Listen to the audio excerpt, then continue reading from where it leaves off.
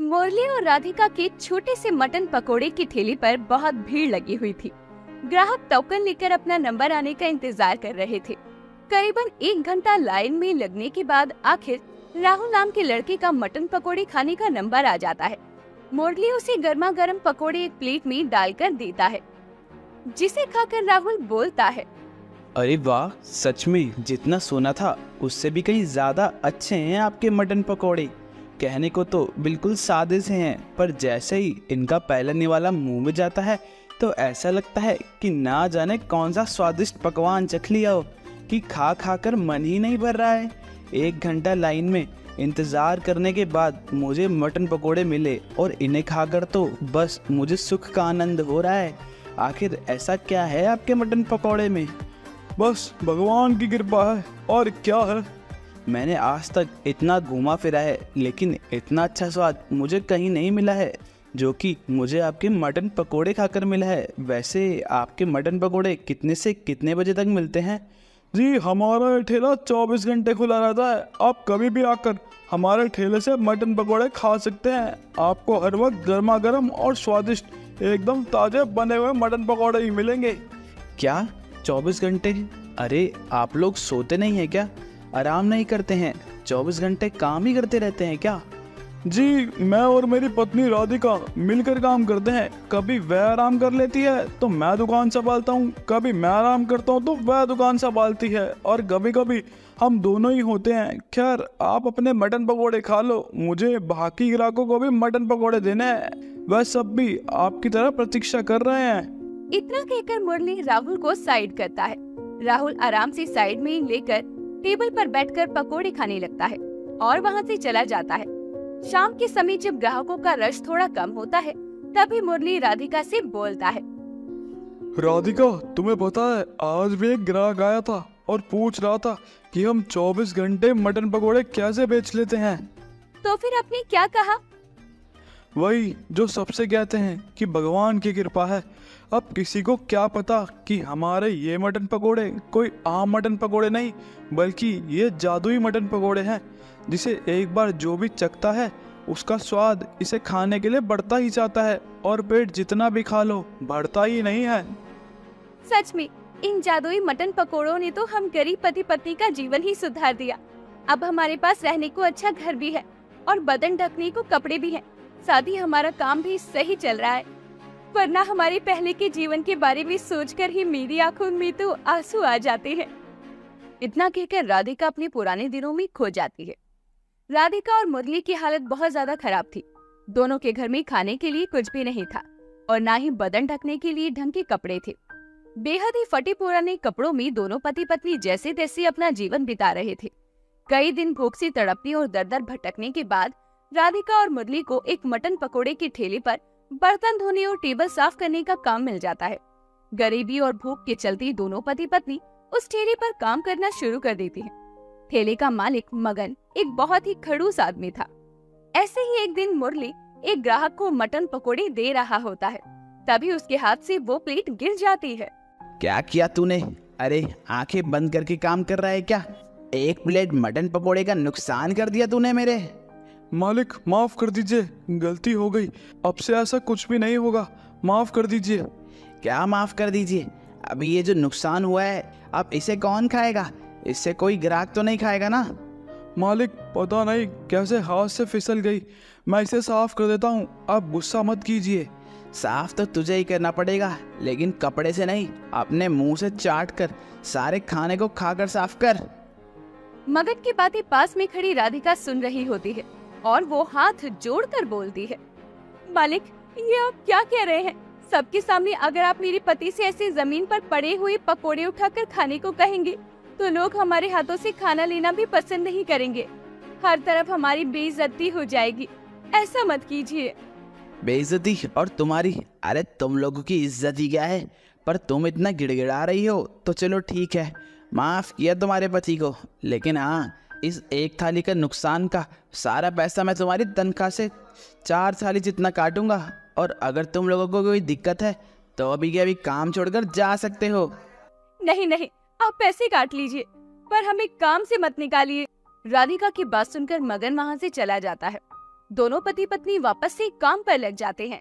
ऐसे ही मगन किसी जरूरी काम से 2-4 दिन के लिए शहर चला जाता है।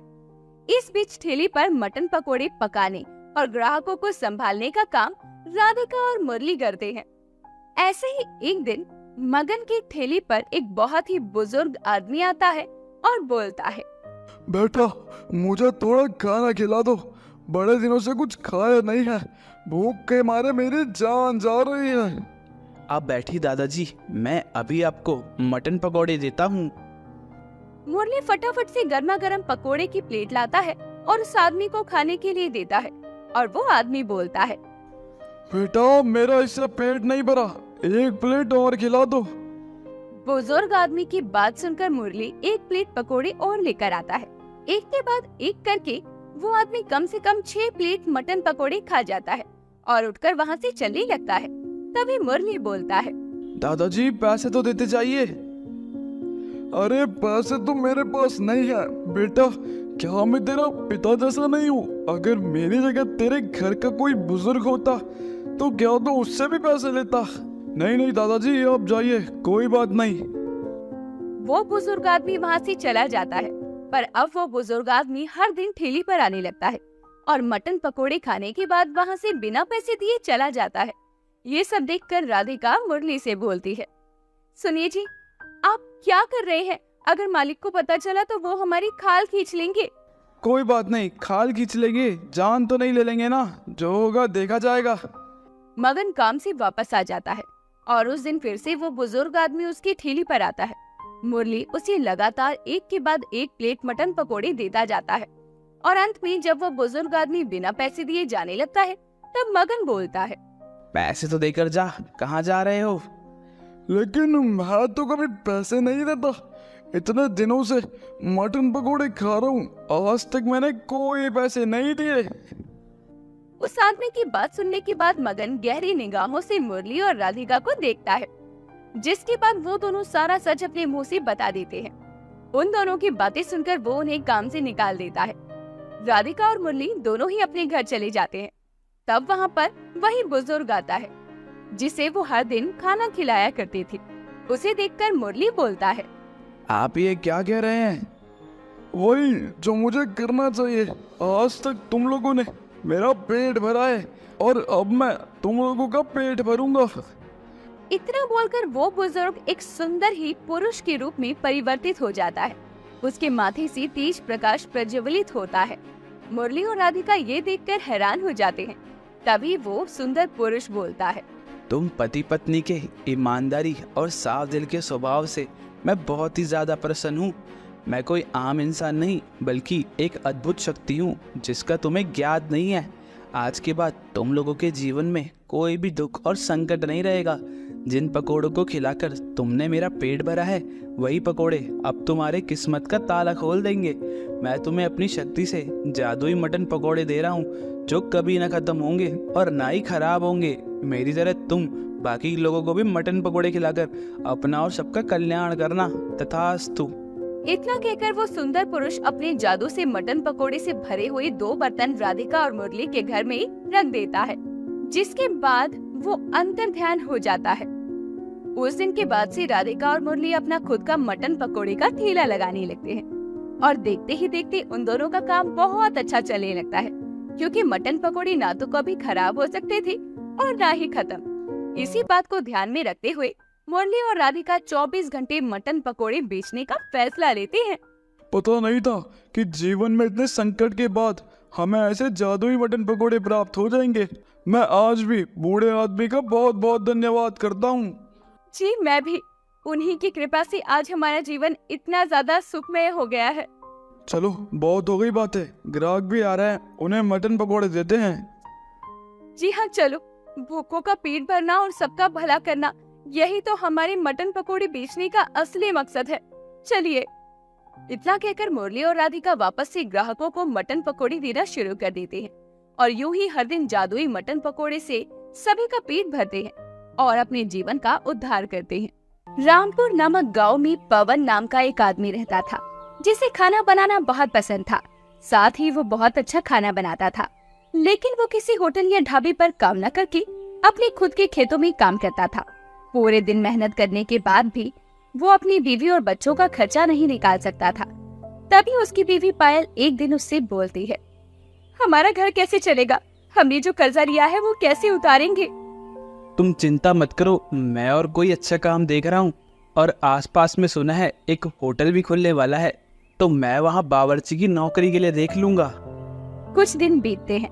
उनके पास वाले गांव में एक शादी होती है। शादी है तो खाना तो होगा ही, लेकिन जिनके घर में शादी थी उनको कोई अच्छा बावर्ची नहीं मिल रहा था। तभी उस घर का मालिक, जिसका नाम राकेश था, वो अपनी नौकर से कहता है, सुनो रामू, मुझे एक बावर्ची चाहिए जिससे अच्छा खाना बनाना आता हो। मेरी बेटी की शादी है। अरे साहब, हमारे गांव में पवन बावर्ची है जो हर तरह का खाना बनाता है, और उसके खाने का स्वाद तो बहुत अच्छा होता है। अच्छा, कौन से होटल में खाना बनाता है वो बताओ, मैं उसके हाथ का खाना खा के आऊंगा। नहीं मालिक, वो किसी होटल में काम नहीं करता, वो तो अपने खेत संभालता है। क्या तुम उस बावर्ची की इतनी तारीफ कर रहे हो और वो खेत में काम करता है? कहीं तुम मेरे साथ कोई मजाक तो नहीं कर रहे ना?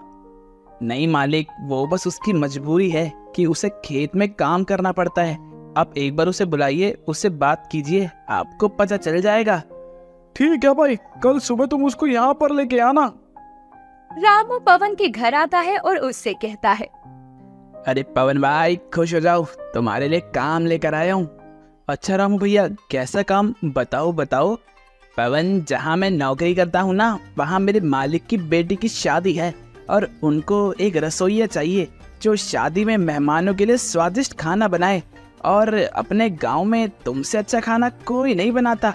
तो भाई, तो तुम तैयार हो जाओ, कल सुबह मालिक ने तुम्हें घर बुलाया है। हाँ हाँ भाई, मैं तैयार हूँ, तुम्हारा बहुत बहुत शुक्रिया।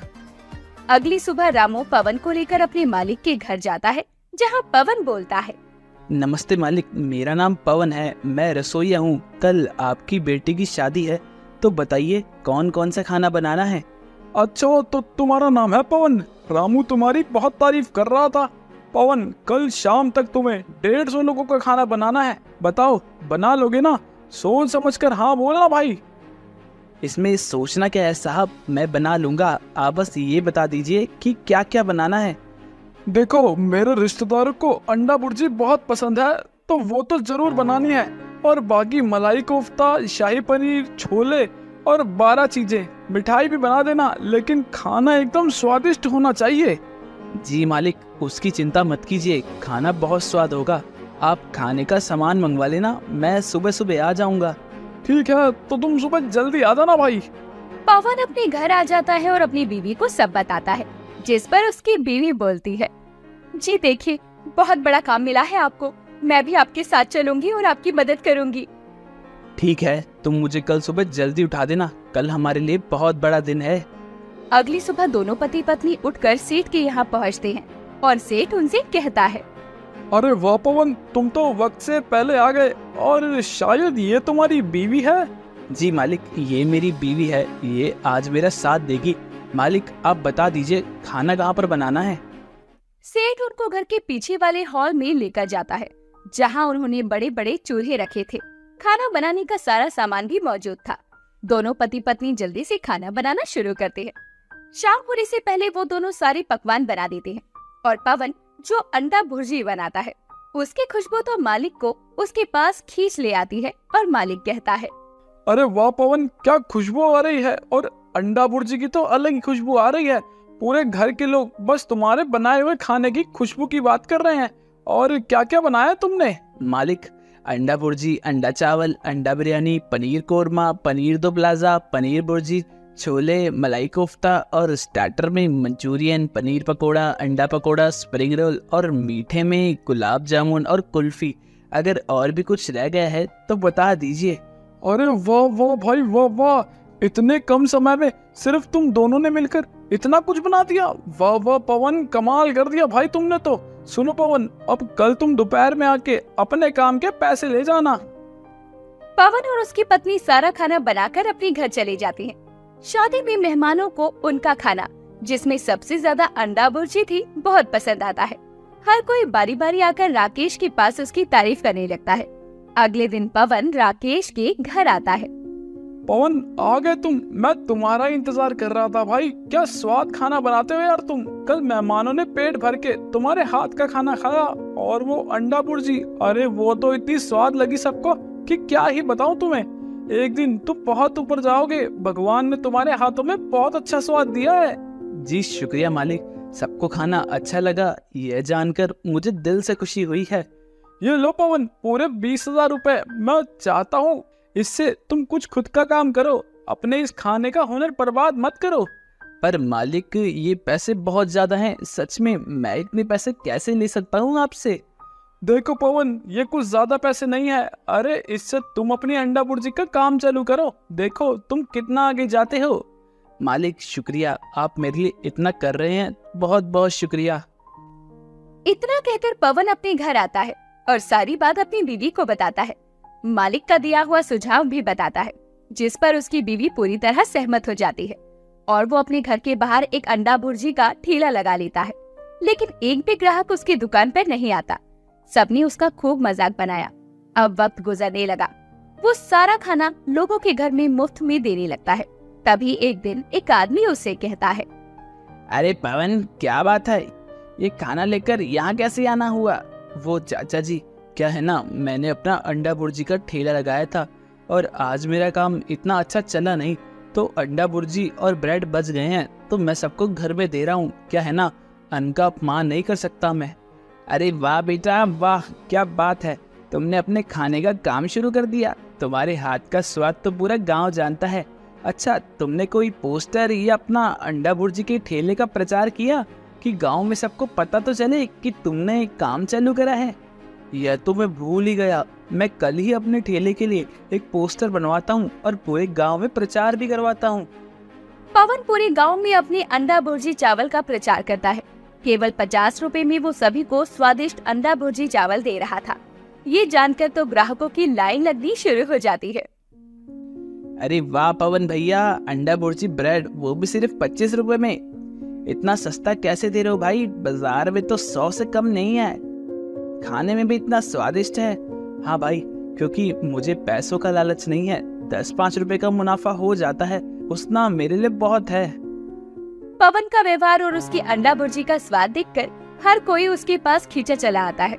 बहुत कम समय में पवन बहुत अच्छे पैसे कमा लेता है और गांव में एक होटल खोल लेता है, जिसमें वो अंडा भुर्जी के साथ साथ अन्य खाने की चीजें भी रखने लगता है। ऐसे ही एक दिन राकेश उसके होटल पर आता है और बोलता है, अरे पवन, तुम इस होटल में कैसे? क्या तुम यहाँ पर बावर्ची हो? नहीं नहीं सेठ जी, ये मेरा ही होटल है और बस यहाँ तक आपकी वजह से ही पहुँचा हूँ। आपके दिए हुए पैसों से मैंने अंडा भुर्जी का स्टॉल लगाया और वो लोगों को बहुत पसंद आया। अरे मेरी वजह से नहीं, मैंने कुछ नहीं किया।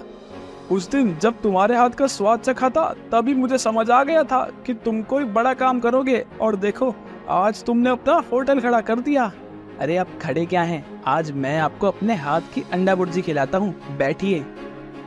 इस तरह पवन ने अपनी मेहनत, ईमानदारी और अच्छी लगन के साथ काम करके अपनी गरीबी को मिटाया।